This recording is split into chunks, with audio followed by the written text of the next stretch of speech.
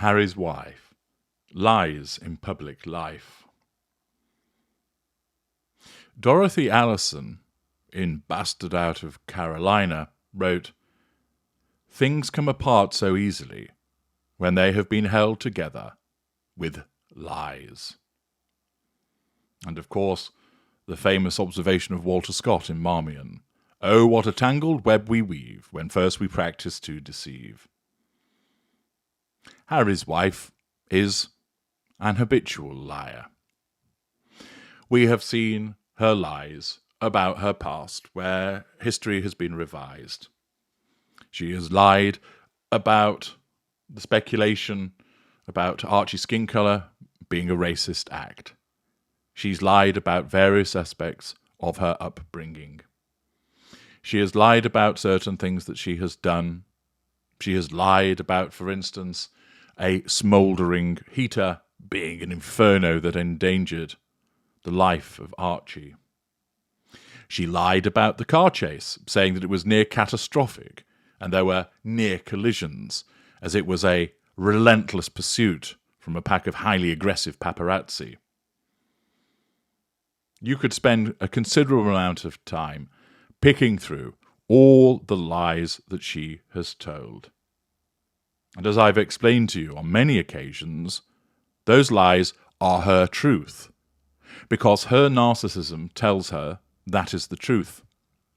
That is the way that she sees the world. It is the way that she remembers events, all skewed by the distortion field around her that is her narcissism.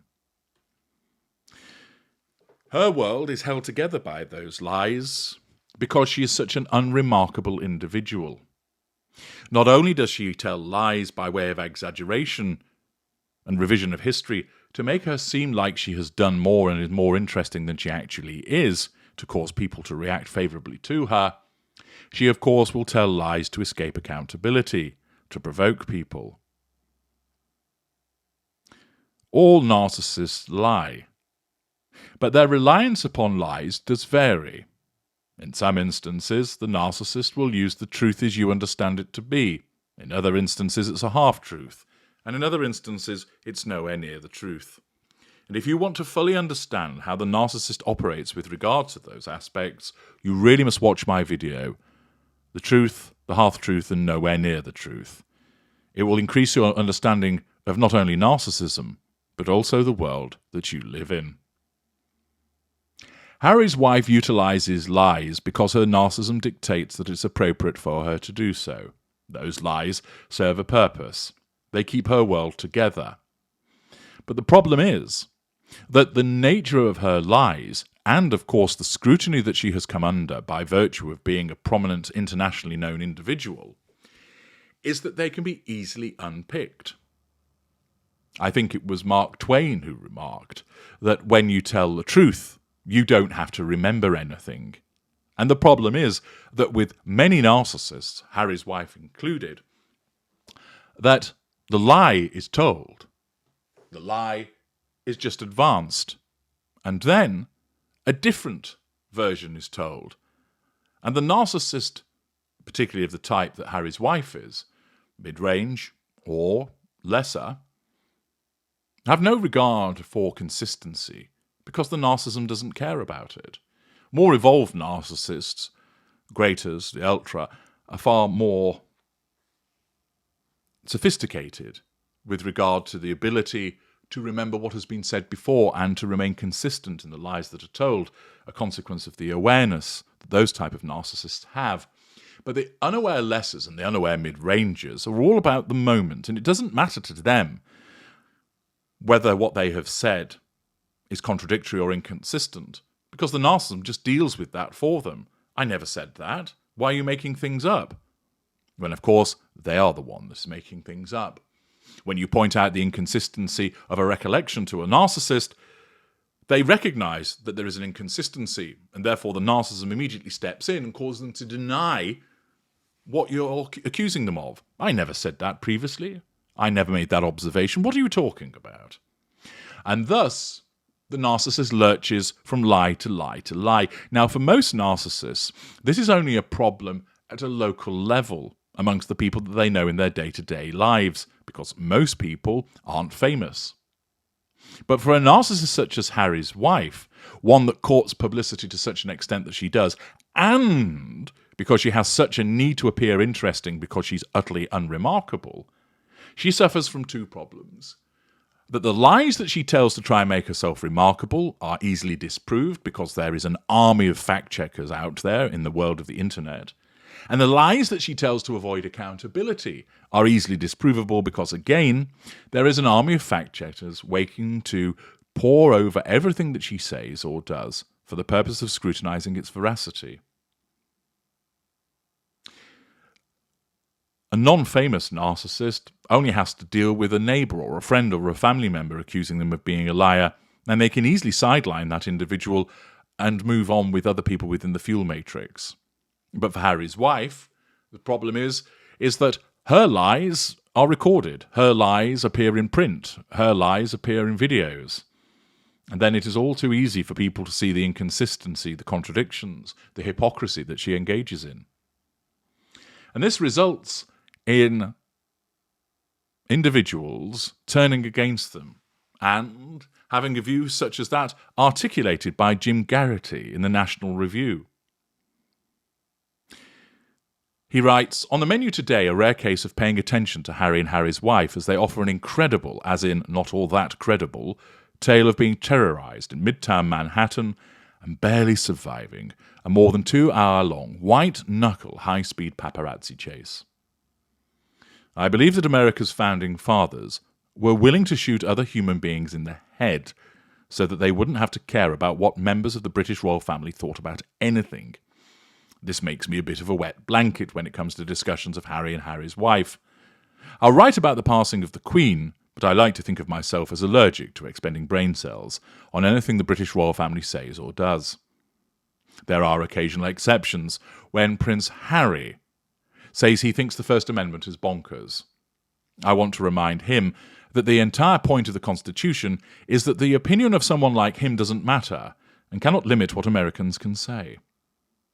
But the general policy of not paying attention to the British royals changes a bit when the Fredo Corleone and the Yoko Ono of the clan claim they barely survived a 2-hour speed reenactment of a Fast and the Furious chase with highly aggressive paparazzi in the middle of Manhattan. The author then repeats the statement that was put out by Harry's wife, and then continues, "You're a smart readership, so you probably already spotted one fishy aspect of that account. Manhattan and New York City are famous for bumper-to-bumper traffic from early in the morning to late into the night. On those rare occasions that there is a high-speed chase, it immediately attracts the attention of both media and police. The couple had just left Ziegfeld Ballroom, which is right in the middle of Midtown Manhattan, south of Central Park, about 2 blocks south of Carnegie Hall, about 2 blocks southeast of CNN headquarters, and about a block and a half west of Trump Tower.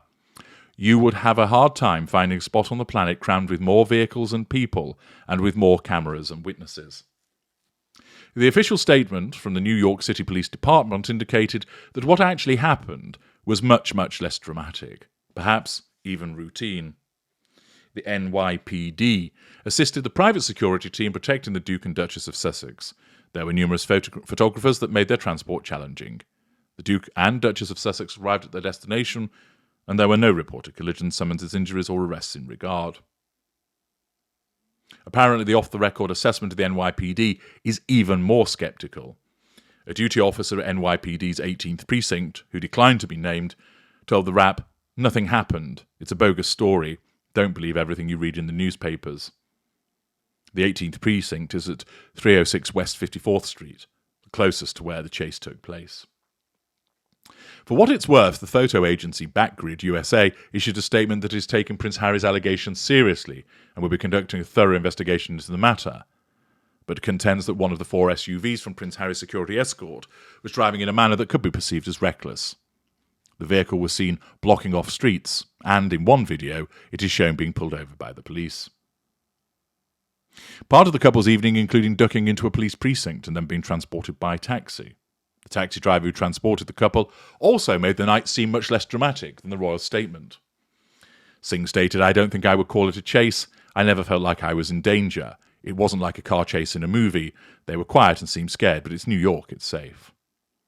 As many people immediately observed, that area, like most of New York City, is covered with traffic cameras, red light cameras, security cameras, and all the cell phone cameras of all the pedestrians on the sidewalk.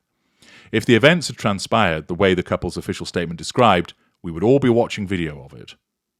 Apparently, Harry and Harry's wife's new strategy to remain relevant is just to make things up. There's always been something a little unhinged about Harry's wife's relentless pursuit of fame. I refer you to my colleague Madeleine Kearns for a more in-depth discussion on this topic. And she and her husband can't be all that bright if they thought they could make up a story like this and no one would notice the lack of corroborating evidence. Just pausing there. Harry isn't that bright, but he does whatever she says. And remember, with Harry's wife, it isn't to do with her intelligence, it's to do with her narcissism. She focuses on the moment. Or maybe they become so solipsistic that they no longer perceive the events around them clearly, and the routine headaches of dealing with paparazzi in the middle of New York City become, in their minds, a life and death pursuit with disturbing echoes of the events leading up to the death of Harry's mother. I don't begrudge those who choose to follow the endless soap opera of the British royal family as entertainment, nor more than I begrudge those who are entertained by the endless soap operas of other divas like Kim Kardashian, Taylor Swift, or Kyrie Irving. You laugh about that last one, but it's the same storyline. A new relationship, everyone is happy, friction develops, someone feels disrespected, tensions get worse, there's a messy breakup, a nasty series of accusations and counter-accusations, a period of separation, and then the cycle starts itself. Good viewers, what does that sound like? What dynamic is being described there? But if, as it seems, Harry and Harry's wife chose to offer a wild and implausible exaggeration to the public in a bid for sympathy and attention, I am reminded of Abe Greenwald's observation about lies in public life in this era. Everyone lies now. Sorry, but it's true. Trump ushered in or hastened an age of bipartisan institutional cross-cultural fabrication. And we're talking whoppers here. Public health officials lied about the necessity of school closures and the efficacy of masks. The bureaucratic and media elite lied about the likely origins of COVID-19. The press lied about the peaceful nature of BLM riots. Twitter lied about its policies. The entire medical and psychological establishment lies about the differences between male and female. Pause there. Who do you think it is that is behind these lies? It's not just the establishment that lies. In response to those official lies, anti-establishment types tell lies of their own.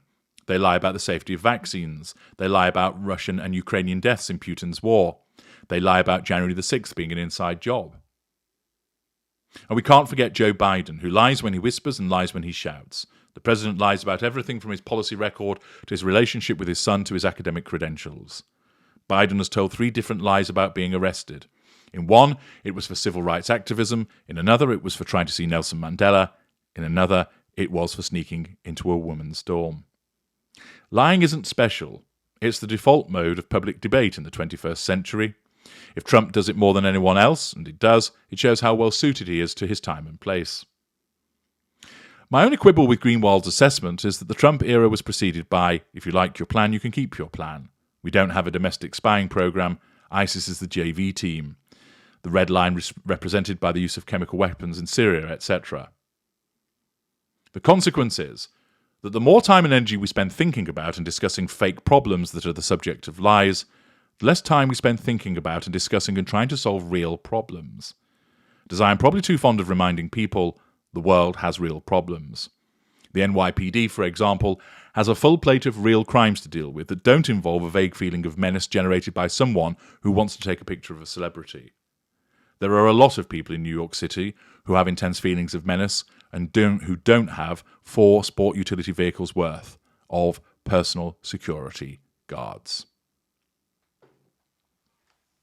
If, God forbid, one day the Chinese artificial intelligence kill bot drones go rogue and bomb Hawaii, I wonder how many people will say, I guess we spent too much time thinking about the feelings of celebrity.